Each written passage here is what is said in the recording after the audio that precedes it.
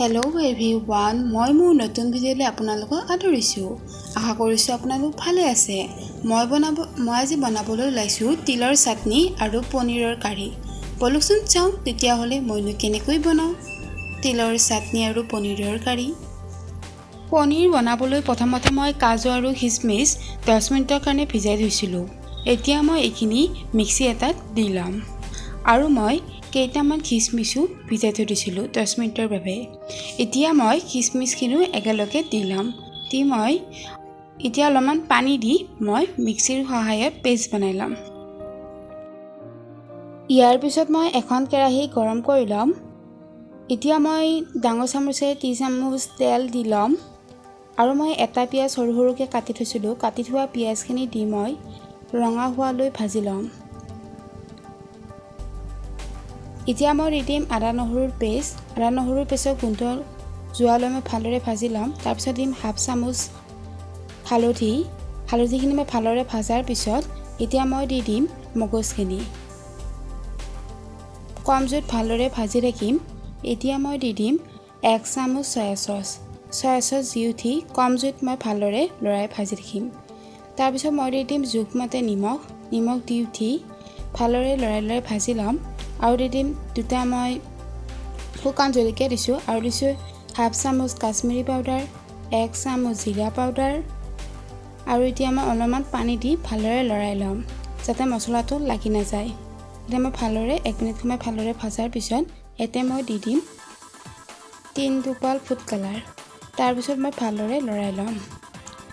এতিয়া মই লৰাই ভালদৰে ভাজি ল'লোঁ। এতিয়া মই গৰম পানী দি দিম। গৰম পানী মই জোখমতে আপোনালোকৰ জোখমতে দি ল'ব। মই জোখমতে দি ল'ম গৰম পানী। এতিয়া মই কাটি থোৱা পনীৰখিনি দি দিলোঁ। এতিয়া মই দি দিম হাফ চামুচ গৰম মছলা আৰু দি দিম কস্তুৰী মেথি দি মই 1 মিনিট সময় ঢাকনিৰে ঢাকি উতল আহিবলৈ দিম।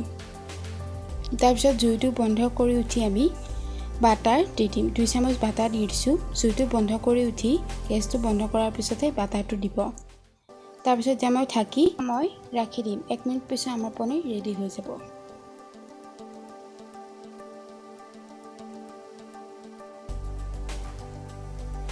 তিলৰ চাটনি বনাবলৈ মই প্ৰথমতে কেৰাহী এখন গৰম কৰি লৈছোঁ। এতিয়া মই দি দিম তিলখিনি যি মই ভাজি ল'ম। কম জুইত অলপমান সময় মই ভাজি ল'ম। মই ভালদৰে 1 মিনিট সময় ভাজি ল'লোঁ। এতিয়া মই নমাই থ'ম।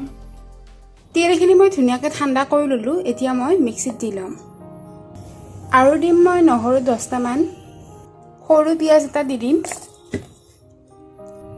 আদা অলপমান দিম আৰু মই দি দিম 5-6টামান কেঁচা জলকীয়া আৰু এতিয়া দি দিম মই অলপমান পানী দি মই মিক্সিত মাৰি ল'ম।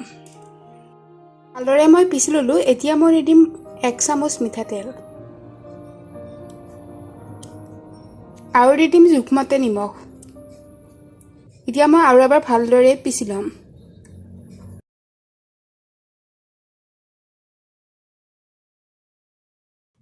তিলৰ চাটনি আৰু পনীৰৰ কাৰী ৰেডি হৈ গ'ল। মোৰ যদি আজি ভিডিঅ'টো ভাল লাগিল তেতিয়াহ'লে মোৰ চেনেলটো লাইক কৰিব, কমেণ্ট কৰিব, শ্বেয়াৰ কৰিব। লগতে মোৰ যদি ভিডিঅ'বোৰ কোনোবাই নতুনকৈ চাইছে তেতিয়াহ'লে মোৰ চেনেলটো ছাবস্ক্ৰাইব কৰিব। Thank you everyone.